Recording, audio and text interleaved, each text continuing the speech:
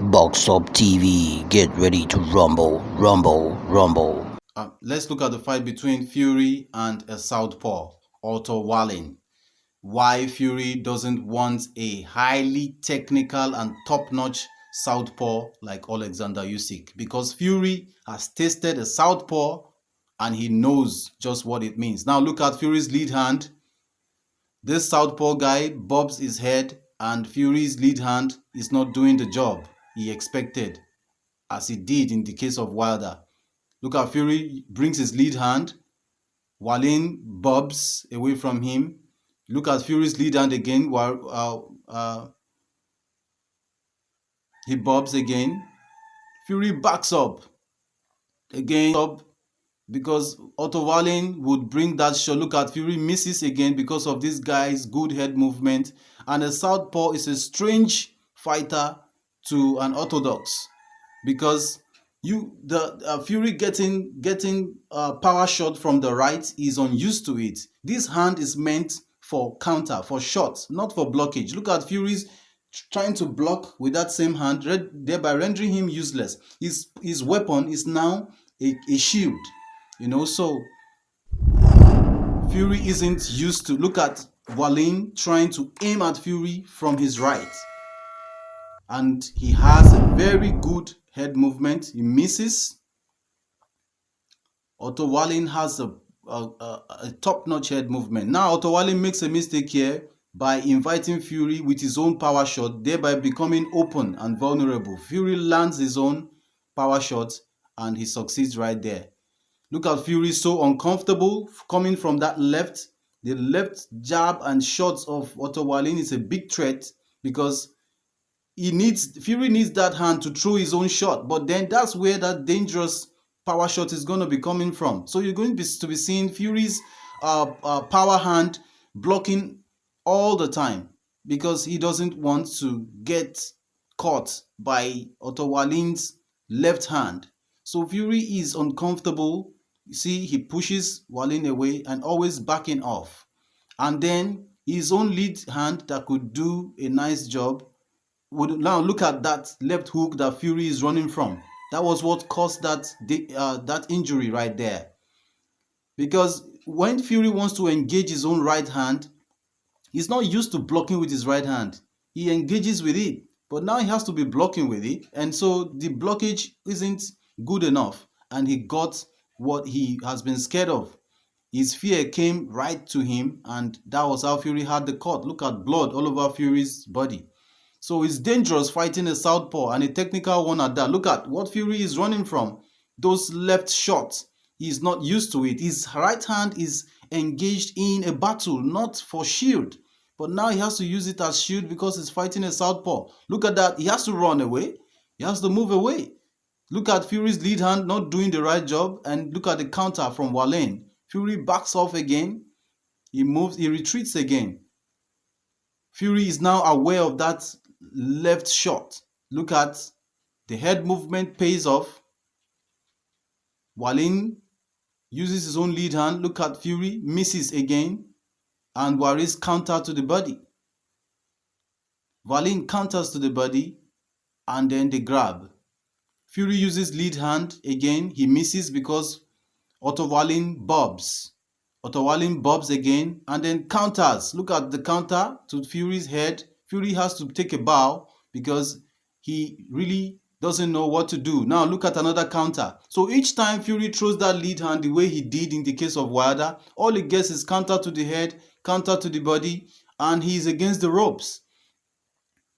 So Fury has to re-strategize by mixing up. Now Fury has mixed up his jab the same way he switched strategy with Wilder. He has to do the same now. Fury is lowering his head below the danger range, below the danger level of Otto Wallin. Then he comes with counter. Fury decides to mix up his jab to the body and go back upstairs. That's the only way he can earn an opening. So Fury uses his footwork, holds Otto Wallin's head and throws an uppercut. Otto Wallin just does the same thing, hold his head as well and throws an uppercut. Now Fury just throws a right counter to Wallin's head. Fury now has learned what to do. Mix up the jabs to the body, then back upstairs. And both fighters cling. Now to the body, to the shoulder, to the head, back upstairs. So Fury is now having an opening by bringing up the mix of his shots so as to disrupt Otto Wallin's defenses. Look at that straight to the head of Otto Wallin. Fury is now having his point from this round.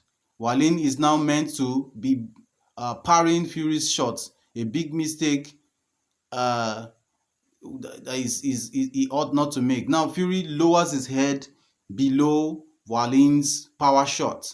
So the level of Wallin's shots are now too high for Fury's bobbing. Fury now takes the bobbing. Look at coming back with uppercut, coming back with headshots to the body, and he mixes it all up straight.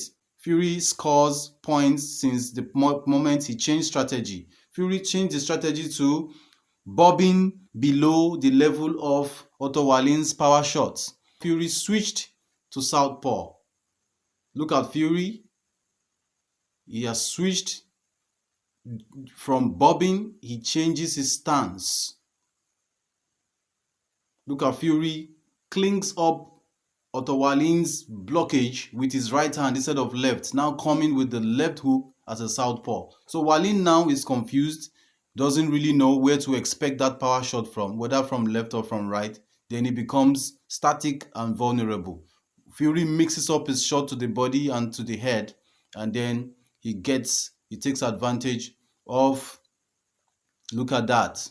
Now coming from the right. The earlier one came from the left. The power shots are landing from the right now because Otto Wallin has shifted his expectation, thinking the shots would come from the left as usual.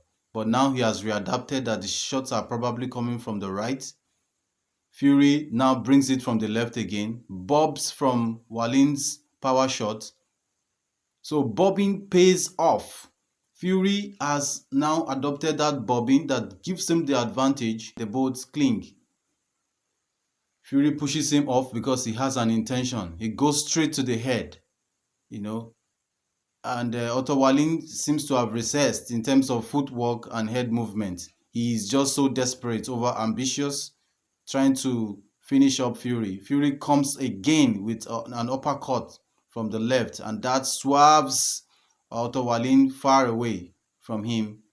And then Fury receives those power shots, rains of shots from Otto Wallin. Otto Wallin bobs and weaves again from him. Fury's uppercut, because Otto Wallin's head is low, and then he supports it with the right hook. So from this point forward, Fury is mixing up his jabs, and that is paying him off. When Fury goes to the body, Otto Wallin lowers his head. Then he gives Fury opportunity for uppercut. Then he mixes up again with hooks. But he's unable to mix it up with footwork so that he can move away from Fury's danger zone. And then Fury lands his several shots. So uppercuts to the head of Otto Wallin from the left of Fury. Fury tries that method once again.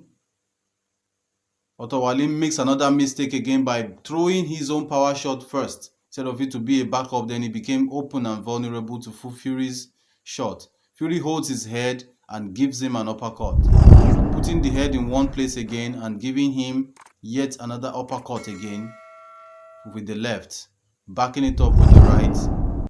Look at Wallin. His footwork became so poor here that he's just been bullied around the ring to the head. So Fury's mixture of his jab, he's able to set it up. He removes Wallin's defense again with his right, both hands, and it became effective for him. Though he became open here to Wallin's left shot. Look at Wallin's left shot. Fury is still not used to the defense. Look at that. That goes right in. Wilder didn't do this much at all. So Fury knows just what it means to fight a southpaw. Look at to the body of Fury. because he's not adapted to defending from the right. His right is his power angle.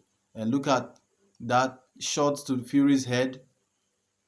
Look at the shot again to Fury's head. Then Fury throws that lead hand. No way. It wouldn't go because this guy has good power shot. So let's look at the statistics. So the punch statistics shows us here that total punch accuracy of Otto Wallin was 38% and that of Fury was 27%.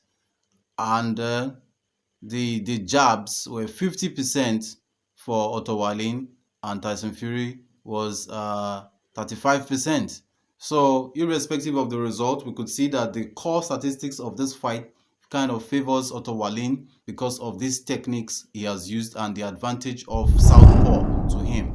Like I said in one of my videos, a southpaw is a stranger to an orthodox, and an orthodox is not a stranger to a southpaw. Why? Because southpaws are outnumbered by orthodox in the population of boxers. So a southpaw is expected to experience an orthodox all through his career, while an orthodox can just sparingly meet, scantily encounter southpaw in his career. And so the level of adaptation of orthodox to southpaw is relatively lower than southpaw to orthodox. So all orthodox respect southpaw. So could this be the reason Tyson Fury is tactically and strategically avoiding OLEKSANDR USYK, who is obviously much more technical than Otto Wallin? Or footwork, head movement, and blockage of OLEKSANDR USYK far outstrips that of Otto Wallin. So Fury could say to himself that if I can experience this kind of injury from Otto Wallin, who is not as technical as OLEKSANDR USYK,